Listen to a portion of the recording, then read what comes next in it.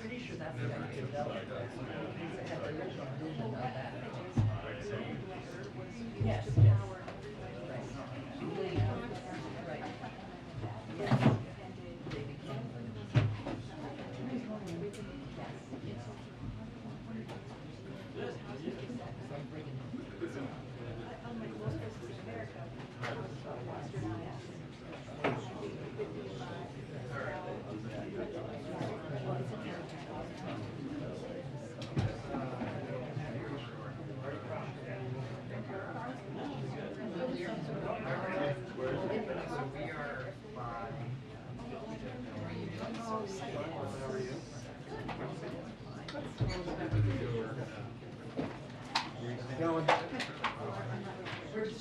Oh, very nice.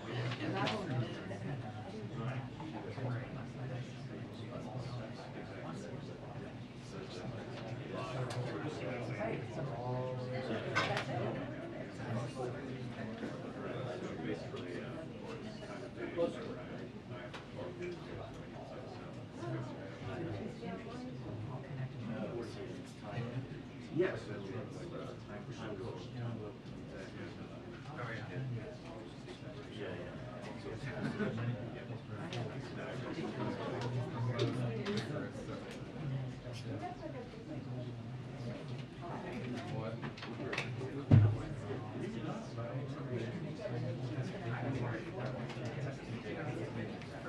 Hi, everyone.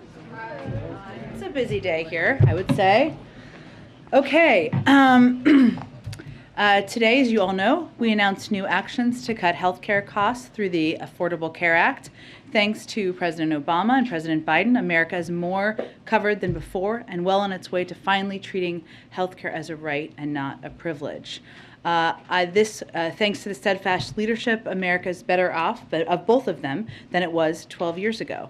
Through today's proposed rule to fix the family glitch, we'll expand access to 200,000 uninsured Americans and reduce costs for nearly 1 million Americans.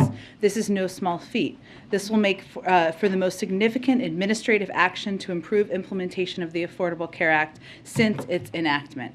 Outside experts have said this action is the boldest thing we can do to expand coverage without congressional action. Already nearly 6 million Americans have gotten access to affordable health care through President Biden's work to expand access to health care. And with congressional action, we could build on the monumental progress we've made to date to expand coverage and cut costs for Americans by making the health care component in the American Rescue Plan permanent. And of course, the 12 states that have not expanded Medicaid could certainly choose to do that as well. With that, let me just note too, all of you know Angela. But for those of you who don't know Angela, she is one of our press assistants. She went to Georgetown. I did not get into Georgetown. So she's very smart, obviously. She's also the funniest person on the team. And she's amazing and incredible. And I just wanted to call her out today, too. You all know Vedant. I've already done this. I've done this around Vedant. Okay. So cheers for Angela for everything she does. Okay, Zeke, sorry to get you off track there. Go ahead. Jen, administration officials said that since tomorrow the president's going to extend the pause on student loan repayment for another 3 months through August. That would put it restarting a couple months before the midterm elections. Is the president willing to sort of end that pause and have borrowers begin to make payments that close to a midterm election? Well, to not get too ahead to where you are at this point in time, it expires in May. Obviously, we'll have a formal announcement to make before that timeline. I don't have anything to preview at this point in time. Obviously, we look at and assess what the needs are for the people who are impacted by the payment of student loans as we make these assessments. I would note that no one has been required to pay a single dime of federal student loans since the president took office. And of course, the Department of Education will continue to communicate directly with borrowers about federal student loan repayment and servicers as we make this final decision. On a different topic, we've heard a lot from the administration about the lack of international COVID relief funding for vaccinations. Does the president believe that without this money, he can meet his pledges to the world in terms of global vaccine sharing? And does he have to recalibrate now that Congress seems unwilling to provide the necessary funding to get there? Well, no, we can't meet our commitments and cannot continue to be the arsenal of vaccines to the global community. Without global funding, USAID won't have resources to get more shots in arms. We'll be forced to scale back our work providing oxygen and antiviral pills, and we will lack the funding to provide rapid testing to countries in need. It's not just about vaccine doses, of course. I know that's kind of the question you asked. It's also about providing the know-how and the individuals and at times the training to be able to get shots in arms, and those are programs that we fund through our global efforts as well, and we need that funding in order to continue these programs. And just lastly, for me, General Milley had some pretty sobering testimony on the Hill today regarding the state of the world and sort of a grim outlook. Saying the potential for significant international conflict is increasing, not decreasing. Is that an assessment the president shares?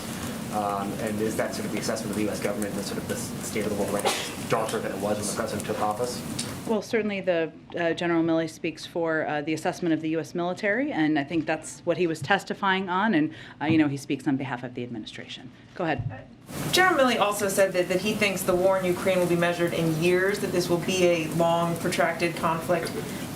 Can you clarify, do you mean that the ground war will be lasting years? And is the U.S. committed to aiding Ukraine for as long as this drives on?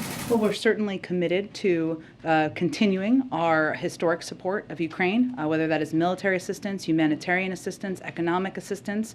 Without further parsing General Milley's words, and certainly I would point you to the Department of Defense and to him directly, I think we also understand that the recovery from this war, the rebuilding in Ukraine, people who have lost their homes, communities that have been destroyed, is going to take some time, and the United States will certainly continue to be a part of that. And President Zelensky today effectively asked, what's the point of the UN Security Council if they can't find a way to hold Russia accountable given Russia's veto power? He suggested the council was powerless and outdated.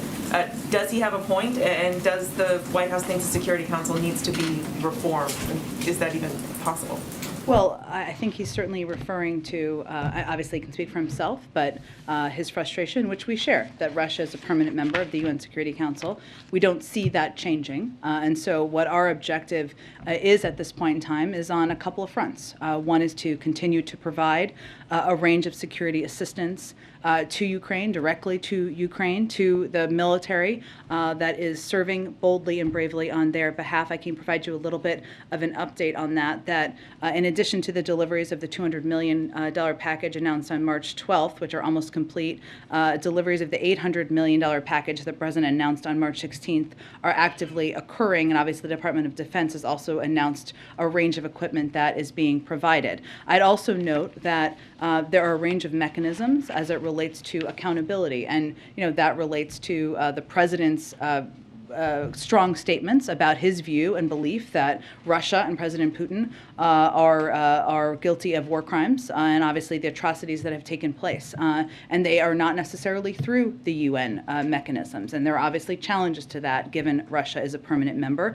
But there are ample examples in the past of other international bodies, and we will continue to support those efforts as well. I just want more. The sanctions that are coming tomorrow being announced by the U.S. and European partners are expected to in part target Russian government officials and their family members. Is this also expected to include Putin's daughters? I don't have more specifics to detail or preview for you at this point in time. It is expected, or you can expect, I should say, as many of you have reported, that they will target Russian government officials, their family members, Russian-owned financial institutions, also state-owned enterprises. It's a part of the continuation of our efforts to put consequences in place, hold Russian officials accountable. And again, those announcements will be made tomorrow. Go ahead. Thanks, Jen. Secretary of State Blinken earlier today said that the killings in Berkshire are not a random act by a rogue unit, but that it is a deliberate campaign by Russia to commit these atrocities. But he did not offer any evidence the U.S. has to back up this claim. I'm wondering if the White House can share any evidence to that effect. Well, I think what the Secretary was referring to is the fact that we have predicted and laid out very clearly the intention of President Putin and the Russian military to commit atrocities. That's what they have done. We have seen with our own eyes what they have done. That is consistent with, but a little different from a question about a process, which is a process that would take place through an international mechanism to have a review or have an investigation into war crimes. That is a process that we would certainly be supporting in a range of ways. But what he was speaking to is the fact that we had predicted it. What we predicted has unfortunately happened, and we've only seen potentially the tip of the iceberg because of where we have had access to. We have not have access to an expanse of the country where they have likely also committed atrocities. Thank you. And one quickly on sanctions. We've sort of increasingly seen evidence that Russia is turning to China to supplement Western sanctions. We just had a report that Reuters did today about Russia turning to China for microchips. They have a payment card that they have now issued in conjunction with China's Union Pay, which is an alternative payment system, as you're aware. And I'm wondering if what is going to be announced tomorrow will have anything to do with making China comply with Western sanctions. I mean, if you can speak to that. That continues to be not just our expectation, but what we've conveyed directly, but these sanctions are related to Russia. Go ahead. First, on sanctions, last night the Treasury Department shifted their general licenses a little bit in terms of payments from foreign reserves in U.S. institutions. Is it fair to say that the goal right now is to have a sovereign default with Russia in terms of how you want to impose costs? The goal is to force them to make a choice. So Russia does not have unlimited resources, especially now, given the crippling sanctions we've put in place. And they are going to be forced to choose between draining remaining valuable dollar reserves or new revenue coming in or default. Part of our objective here, the biggest part of our objective here, is to deplete the resources that Putin has to continue his war against Ukraine, and obviously causing more uncertainty and challenges to their financial system is a part of that, but it is forcing them to choose those options and to also deplete the resources, making it more difficult for him to continue to fight the war. Longer term, Jake yesterday said something along the lines of this is not the time for complacency. I understand the alliance that's been put together over the last 6 months doesn't have a lot of precedent, but how real is the concern that if this is protracted, if this is months, not weeks, that fractures could end up coming to pass in the alliance you guys have put together? We have been very clear-eyed about that possibility from the beginning, which is why there has been so much effort on the diplomatic front to work at it, including obviously the president's trip to Europe. Secretary Blinken is on his way, or maybe he's there now in Europe. There are calls that happen every single day through nearly every national security official to continue to work towards that coordinated unity that has been so effective to date. It is also true, though, that unity does not mean identical. And as we're looking at the consequences people are putting in place, the actions they're taking, our expectation is not that it is identical. It is just our effort to do everything we can to make sure it's coordinated and as unified as it possibly can be. And then last one real quick. I think you addressed it yesterday, so I apologize. But when you talk about the bridge from the SPR perspective, is it a bridge to, you believe the domestic industry will be able to fill that gap within the next 6 months, or is it a bridge to domestic plus Canada plus the Middle East? How are you guys seeing what that is a bridge to in terms of production? A combination, I would say, Phil. As you know, the oil market is a global market, and we certainly understand and have seen that obviously the actions of President Putin has led to an increase in gas prices, not just here in the United States, but in other countries in the world. We also know that as other countries make decisions about energy sanctions, that could have an impact on the amount of supply in the marketplace. So we are taking steps that obviously a historic release from the Strategic Petroleum Reserve over the next 6 months to hopefully give a bridge to increased domestic production, to your point, which we know could take a little bit of time. But also during that time, we're also working with other countries around the world. You saw the announcement many of them made last week about their increased releases, but also to see what they can do to increase their supply into the marketplace as we're filling that gap. Go ahead, Weijia. Jen. Today, Secretary Blinken also said that the U.S. was continuing to gather evidence and will continue to support Ukraine, the UN Human Rights Council, as it relates to a possible war crime trial. I know yesterday Jake said the U.S. was looking at a variety of mechanisms, but since the U.S. is not party to the ICC, other than a supportive role, what can it do to facilitate a trial?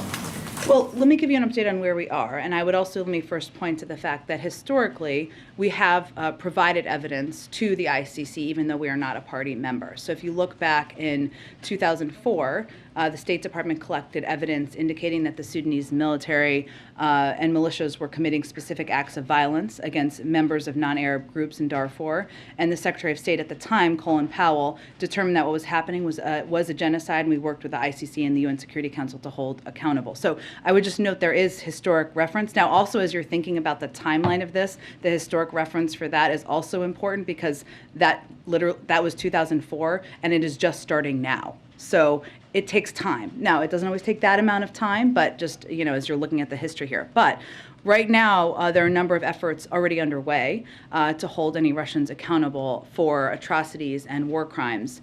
Over the past few weeks, we established investigations through the UN Human Rights Council and the OSCE of possible violations by Russia. We're also supporting the work of the War Crimes Unit under the Office of the Ukrainian Prosecutor General and a team of international prosecutors who are working with them, and also supporting Ukraine's authorities and civil society organizations who are working on the ground to document atrocity crimes for prosecution. And we also welcome the investigation opened by the ICC prosecutor, in particular his focus on preserving evidence of possible atrocity crimes. And as you noted, Jake outlined the specific ways that we can help in those efforts, including through intelligence sources and gathering and sharing that with our partners, including helping Ukrainians and what they're doing on the ground to develop their case.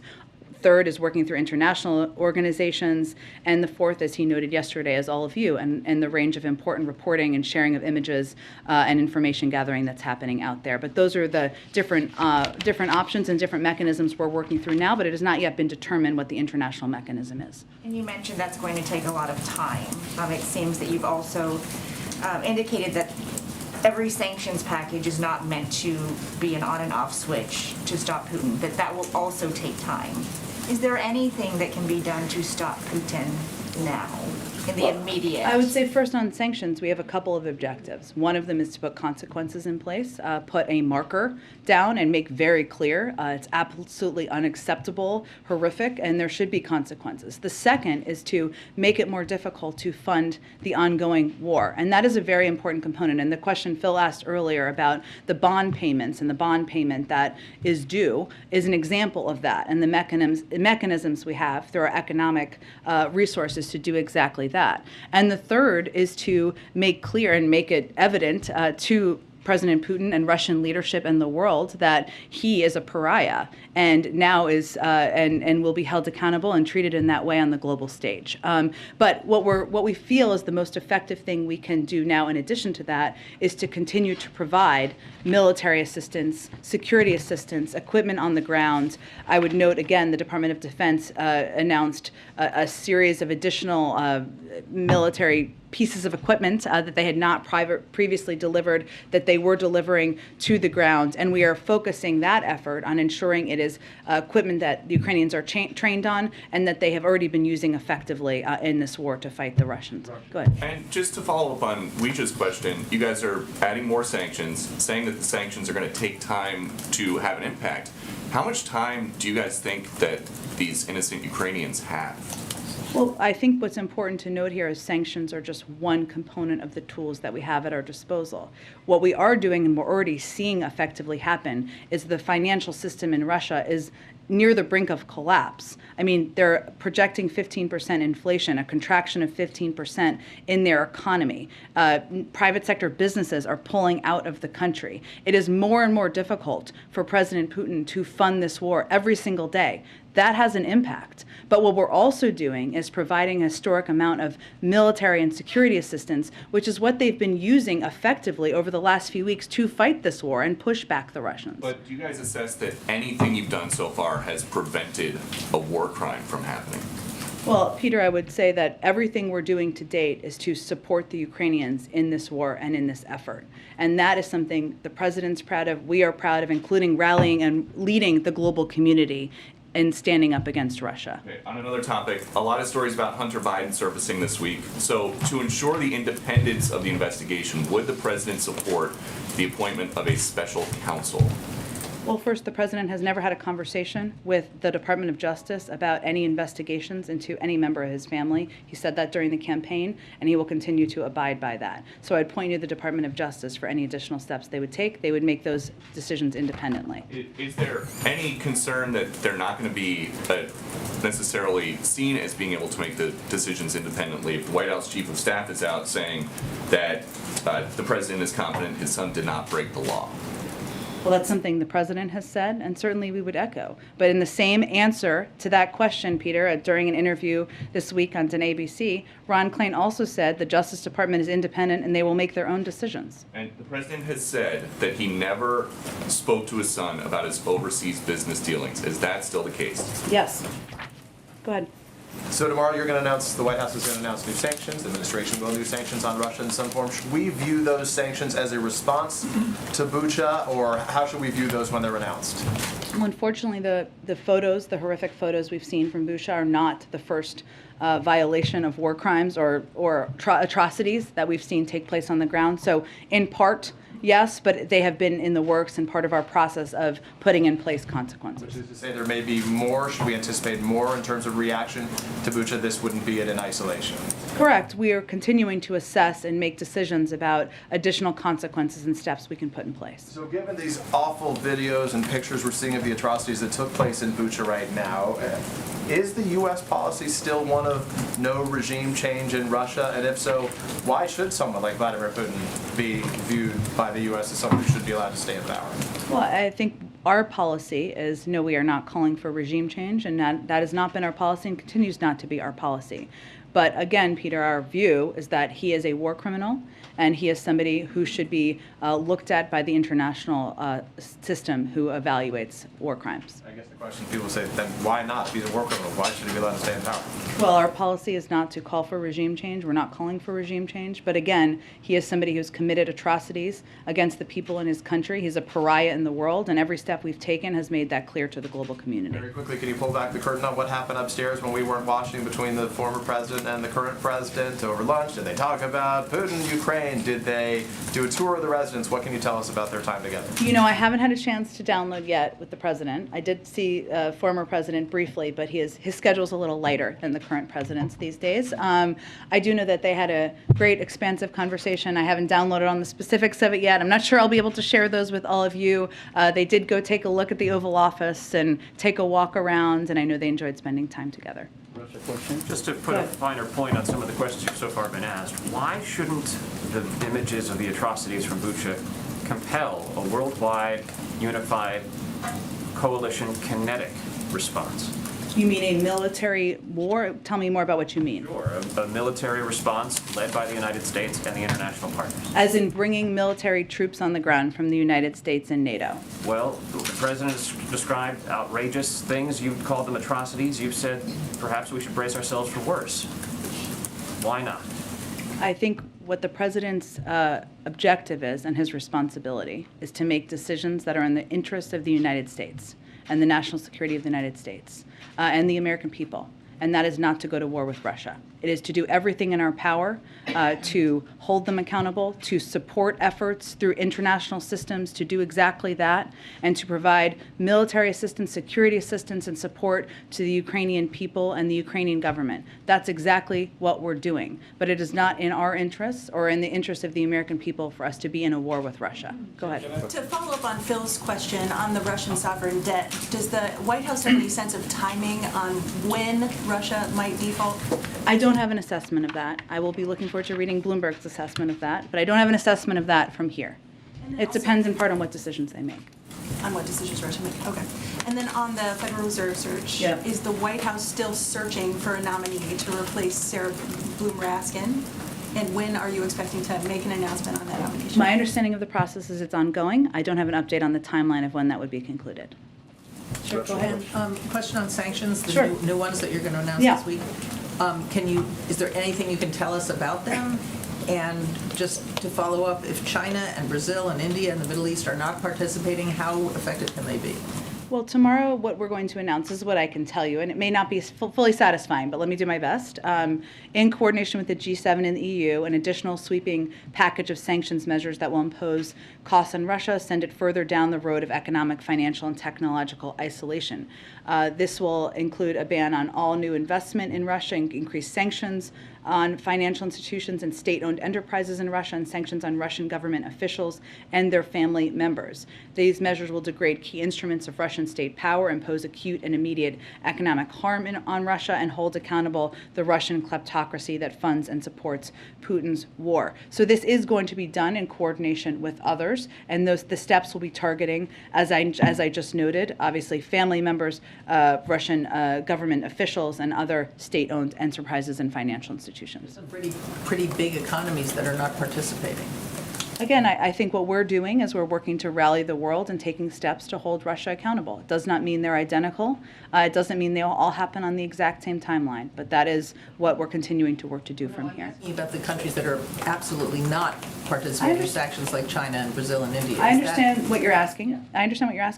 What I'm conveying is that we are also coordinating with the G7 and the EU, which is about 50% of the global economy, which is still a significant unified entity, in holding Russia accountable. And in our conversations, obviously, we had our Deputy National Security Advisor traveled to India recently to convey the implementation of our own sanctions, and our expectation is not only that other countries will abide by, but that they will also be a constructive part of holding Russia accountable. Go ahead. Thank you so much.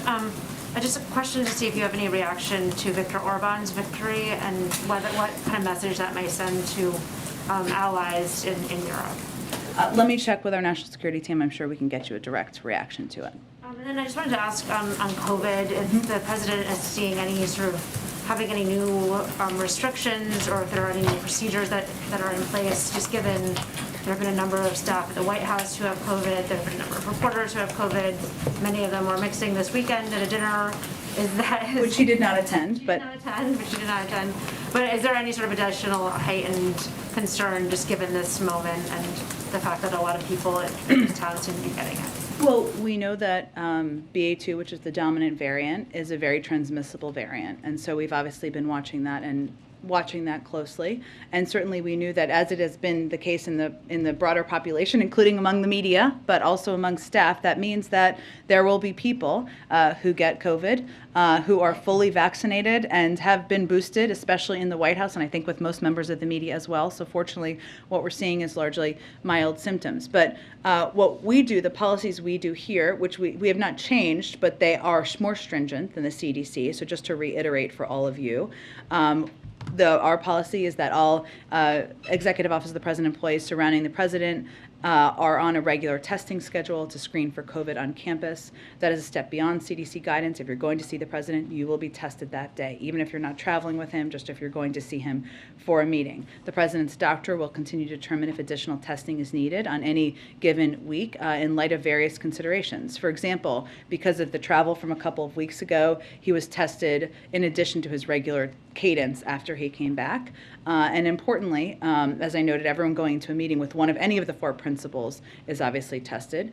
In addition, for those employees who test positive, and I can confirm this 2 times over, they are required to isolate in alignment with CDC guidance, must test negative before returning to work. That's a step beyond what CDC recommends, and if they test negative under 10 days, they are required to wear a mask for that period of time as well. And meetings with the president are often socially distanced in many circumstances as an additional precaution, even as people are tested. So there are a range of steps. My point is, I'm sorry, that was a lot of a list, but is that we take a range of steps. We have been taking a range of steps that are meant to put an extra layer on in protecting the 4 principles, and given it is the White House. Is there any thought to having the president take any medication prophylactically in case that he is in contact with somebody with COVID? Not that I'm aware of. I don't even know what that would be, but not that I am aware of.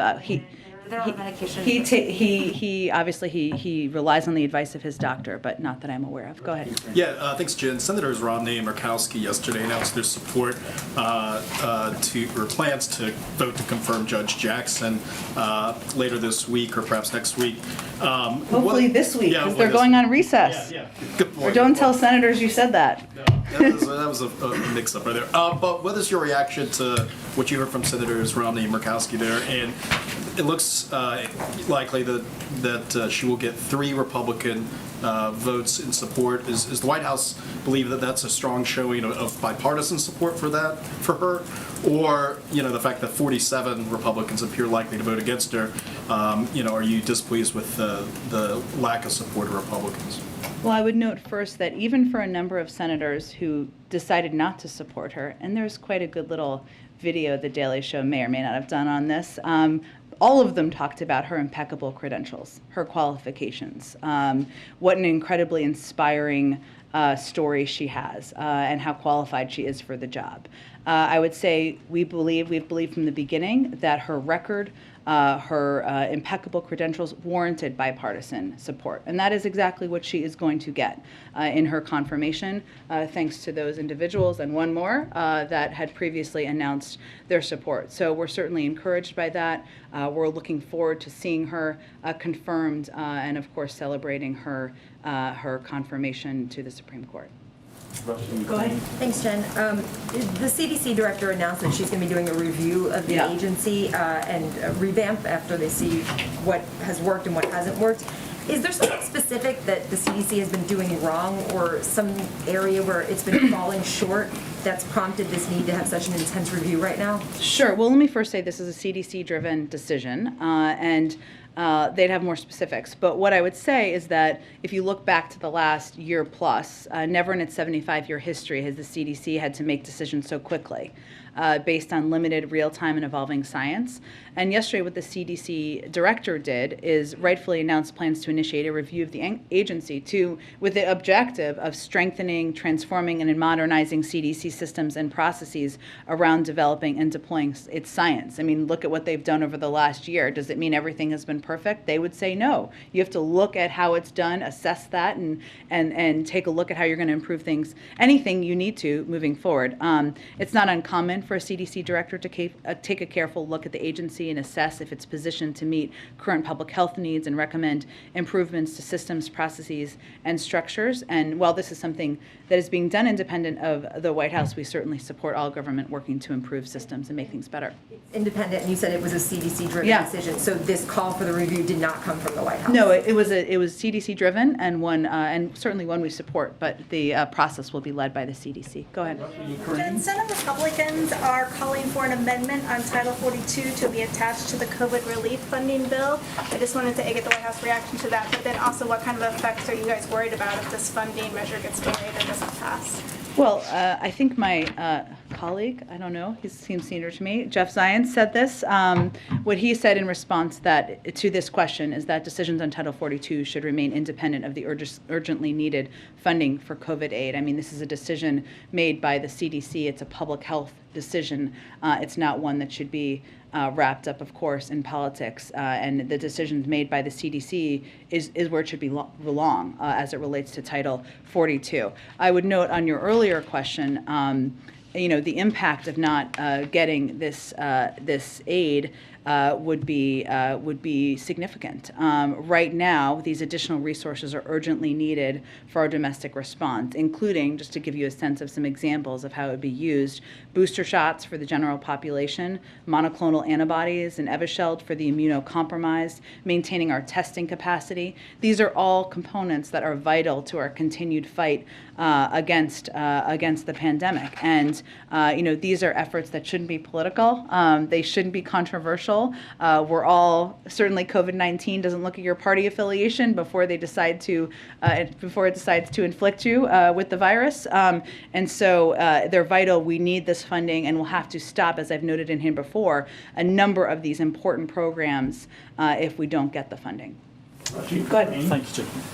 I'm trying to understand how you see this horrible news coming out of Ukraine with these massacres.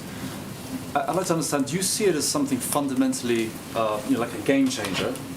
Or is it just another incremental, awfulness in a thing that's been going on for, well over a month?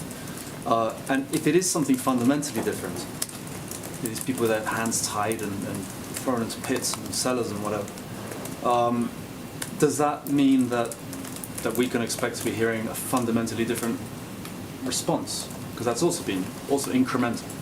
Well, I would say first that there's nothing normal, there's nothing acceptable, there's nothing that shouldn't shake people to their core about the photos they're seeing of what is happening on the ground, or what has happened, I should say, on the ground. And what the president has said and been unquestionable about is that these are war crimes, a violation of the law of war. And his view, and I talked to him about this as recently as this morning, is that we need to put down a marker for history. That's why he has been so outspoken about this and made clear that accountability is critically important when you see the horror that we're seeing on the ground, the targeting of hospitals, of civilians, of, as you noted, the binding and killing of innocent people in Bucha, that where we're seeing the photos. We have also already seen evidence of war crimes before these photos, and a lot of the measures that we're putting in place, whether it is supporting international efforts to work towards gathering data and information through a range of mechanisms, or it is continuing to provide additional security assistance or humanitarian assistance, are in response to the atrocities and the horrors we're seeing on the ground. Go ahead. Yeah, I wanted to ask you about El Salvador, about the state of exception that has been imposed in El Salvador. This state suspends constitutional guarantees such as the right to assemble and also basic procedural rights for the Salvadoran people. Is the U.S. concerned about the impact of this measure? So I would say, can you ask your question one more time? I wanted to make sure I had the right information. Of course. Yeah. Yes, go ahead. Yeah, it's about the state of exception that was imposed in El Salvador, which suspends constitutional guarantees such as the right to assemble and also basic procedural rights for the Salvadoran people. Wanted to see if the U.S. is concerned about this. Let me check with our national security team and get more details for you, and we will get you a more comprehensive comment after the briefing. Go ahead. Thanks, Jen. I have a few for you. Start with the Supreme Court vote that took place yesterday. Is the president disappointed in particular that Senator Lindsey Graham, who had voted for Judge Jackson before, opted to vote against her yesterday? The president is looking forward to Judge Jackson getting confirmed, and I would say, as I said, echo what I said yesterday, which is this is a question best posed to Senator Lindsey Graham. What exactly has changed since he voted to support her just recently, relatively recently? She has the exact same credentials, exact same qualifications. So no, I wouldn't say the president's spending a lot of time thinking about it, but I would say it's a good question to pose to Senator Graham. Topic. I won't get into all of the president's polling, but I did want to ask you if you see the expected confirmation of Judge Jackson as a turning point in his presidency.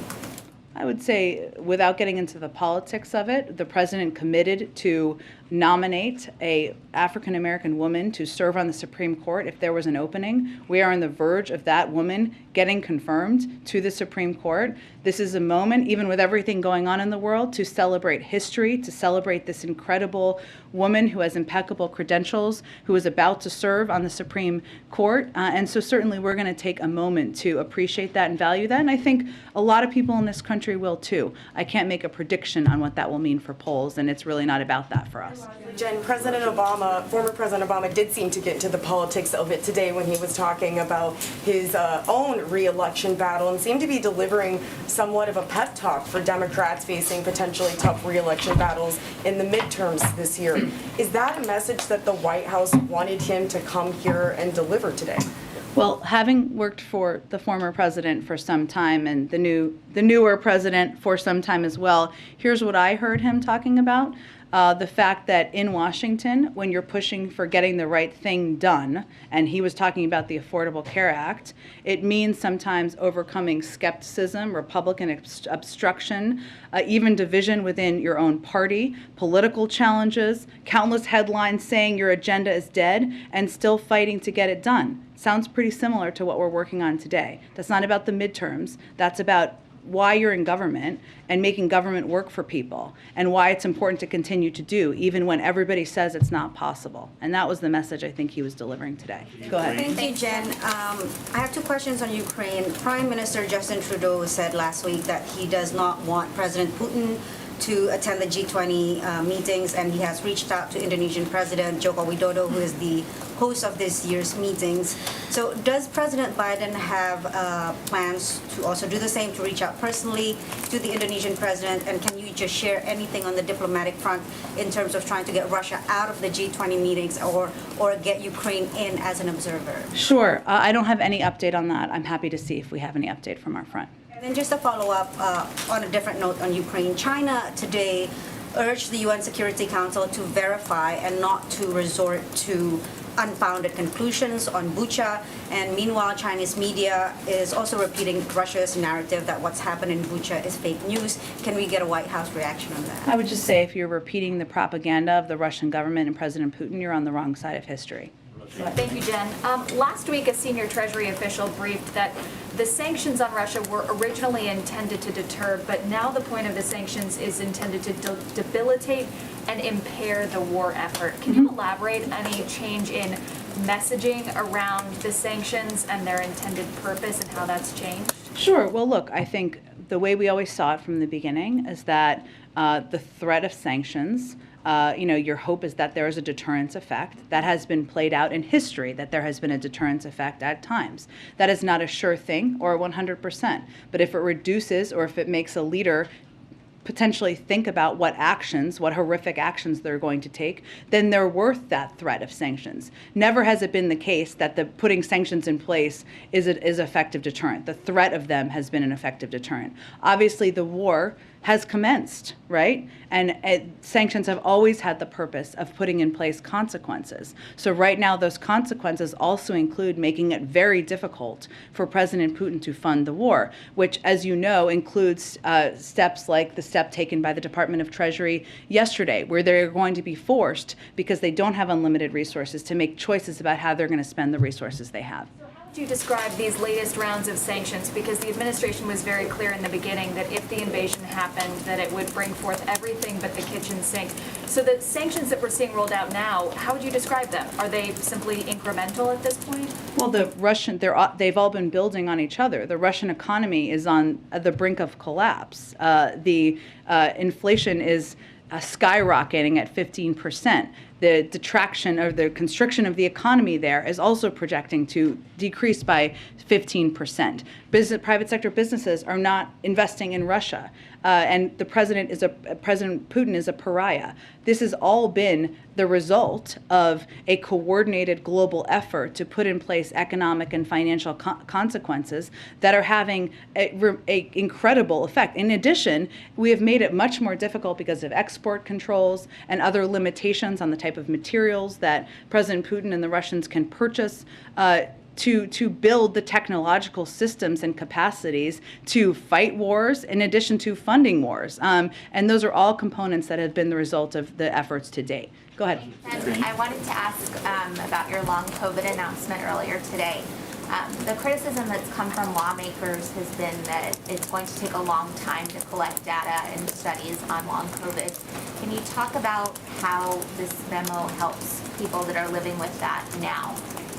I think this is an effort to acknowledge that this is something that many people in this country are suffering from and dealing with. And unfortunately, science moves at the pace of science. And it is acknowledgement of that and a commitment by the U.S. government to take steps to look at it more closely and see what more we can do to help address it and help people who have been suffering. Go ahead. I also wanted to ask about refugees. I had asked yesterday about the 100,000 number. You were talking about how the administration's response has been geared toward refugees staying in nearby countries. Can you talk about, though, how you got to that 100,000 number? Does that have anything to do with the capacity of the U.S. government to take in people that are... It's not exactly what I said yesterday, but what I said was there is an ongoing policy process that hopefully will be concluded soon, and we'll have more to share with all of you soon about the prioritization and how the process will work for these Ukrainian refugees who will be eligible. In terms of the number, this is an effort by the President and the United States to welcome through an expedited process and a different process that we'll have more details on soon, Ukrainian refugees into the United States, even as we know factually that the vast majority of them will want to and have expressed an interest in staying in countries nearby. So it is just an effort to make clear our willingness and openness to doing that. Go ahead. Thanks, Jen. Can you guys give us a sense of how President Biden will mark Judge Jackson's confirmation later this week? I expect we'll have more details in the coming 24 to 48 hours on that, but I don't have anything to preview at this point in time. There's momentum in the European Union to ban all natural gas coming from Europe. They're not taking that step, but there's momentum. The European Commission is changing regulations to accelerate approvals for their natural gas infrastructure. In the announcement in Brussels, the U.S. said they're going to keep the regulatory framework. So how is the U.S. going to continually support enough natural gas should Europe cut off the Russian flow in order to long-term to help our European neighbors? Well, there are steps we've already taken in preparation that we will build on, and we will continue to explore ways to ensure that European countries are not as reliant as they have been on Russia for natural gas and for a range of energy resources. One of the steps we've taken successfully, which we will continue to build on, is to tap into countries in Asia who have excess LNG capacity to provide that to Europe. That is something we've already done to date, and we will continue to explore. We've been working on this for months in anticipation of a potential shortage or potential needs in Europe. How about infrastructure projects in the U.S., though, to expand them, facilitate them, go forward? Tell me more about what you mean exactly. Well, I mean, Senator Capito. To increase capacity, LNG capacity? Yes. I can check with our team and see if there's anything to preview on that anymore. Go ahead, George. Yeah, there was a recent poll that showed more people think jobs were lost in the last year than think jobs were gained. Why is that, and is there anything that you can do to change that perception? Well, I saw that poll, or saw that data.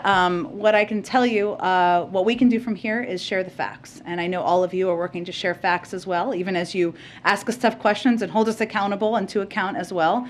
We know the fact is that the president created more jobs last year than any year in American history. That is a very simple fact that I probably cannot say enough from here, and our allies and partners cannot say enough out there in the country, and we will just have to continue to work at it. Why is the belief out there, though? I can't make a clear assessment of that, George. You know, I know that obviously people across the country, we know, and we see this in data and polling, are still feeling the impact of COVID. Their lives are not entirely back to normal. They're seeing some restrictions to their daily living, which is frustrating. Obviously, the impact of the cost of items, whether it's the price of gas, that has a range of factors that have led to it, specifically the invasion of Ukraine most recently. Those impact how people feel. We see that in consumer confidence. So I can't assess what is in the brain of every American, but I can tell you what the facts are and tell you that we also recognize that there are areas, including bringing down costs, we'll continue to work at it. Ebony, go ahead. Thank you. Two quick questions. One, the president's talking about Congress passing more money for COVID relief, but what's the president's reaction to more cities taking COVID relief money and putting it towards policing in excessive amounts, specifically even like in DeKalb County where $500,000 was spent on aerial drones? I mean, is the president thinking that's a bit of an abuse of funds? Is he okay with that kind of spending? I haven't seen that report. I'd have to look into that specifically more. I mean, there's state and local funding that has gone out through the American Rescue Plan where there is flexibility in there, including to support state and local governments. I don't know if that is what it is being used for, but I'm happy to check into the more specific reports. Yep. My last question. I wanted to ask this a couple of weeks ago, but I wanted to go back to Haiti very quickly to get the president's response. Patrol agents that we're seeing whipping Haitian migrants migrants were not charged and held accountable for actions. Even the president early on talked about how it was outrageous. What's his reaction to that response and to those who saw this horrific video go viral, and then at the end of the day, nothing happens, there's no accountability? Well, there was an investigation by the Department of Homeland Security, so I'd have you point you to them for any further comment on it. Go ahead. Thank you. 2 weeks ago, the president warned the American people and owners and operators of critical infrastructure that Russian cyber attacks were, quote, coming. And he urged those owners and operators to harden their cyber defenses. Is there any update, or intelligence update that you can give to the American people and critical infrastructure operators about this pretty urgent warning that came recently? Well, I don't have any additional intelligence to update you on from here, but the reason we did that at the time is because there are steps we can take from the federal government, but there is also steps that private sector companies can and need to take in order to protect themselves. Those don't typically happen overnight, so we wanted to ensure they understood that these threats are real, that it was urgent that they take these steps, but I don't have anything in addition to predict about next steps or intelligence. Any work that officials have done with these owners and operators that you could talk about? There is ongoing work that our cyber team has been doing from the beginning of the administration, working closely with the private sector. That's been a huge priority for the president, the recognition that it needs to be a partnership. And one of the reasons we go out publicly as we do is because even as and that was actually on the heels of when Ann Neuberger came here, it was on the heels of a briefing she had done with larger institutions to talk about this.